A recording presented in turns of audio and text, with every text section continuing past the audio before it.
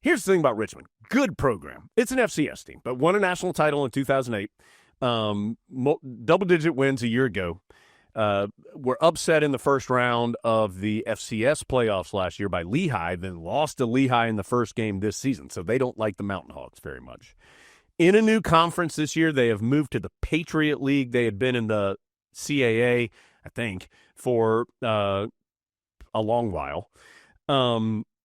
Richmond's numbers are very impressive on the defensive side. They are in the top 10 nationally at the FCS level in total yards allowed. They've been in both their games have been very similar. They lost to Lehigh 21-14, and then they beat Wofford 14-10. They've both been low-scoring defensive affairs where Richmond has a very good defense for the FCS level. Carolina's offense, I don't think, can go into any game at this moment thinking that it's going to be able to move the ball up and down the field because it's still a work in progress. I do think, as we talked about, I think Carolina took steps forward on Saturday against Charlotte. They ran the ball better.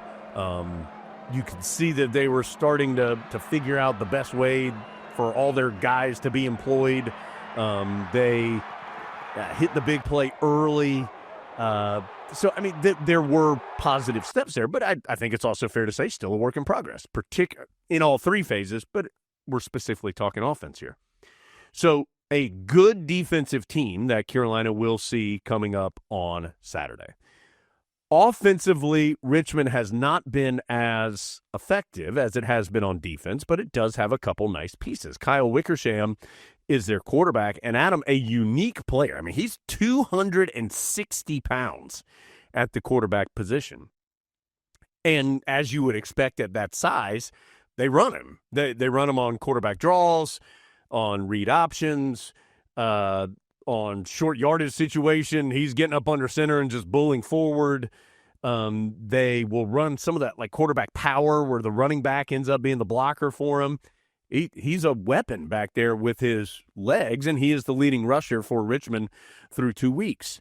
He is an adequate passer. I don't think that part of his game does not appear to be as refined as his running ability, but he certainly can throw and has hit some big plays at big times here early in this season.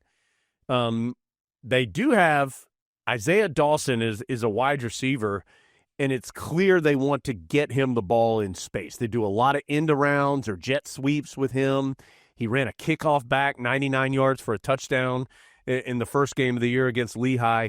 He is a really explosive athlete. So in fact, I think Coach Belichick even singled him out on his press conference on Tuesday, just saying that he was a talented player, an explosive player, and somebody Carolina would have to be aware of.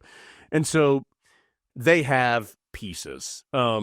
They've struggled in special teams. They missed a really important missed a field goal early in the Lehigh game that felt like it really sucked all the momentum out of the game for them and gave it to the Mountain Hawks. They've had a couple different guys kicking.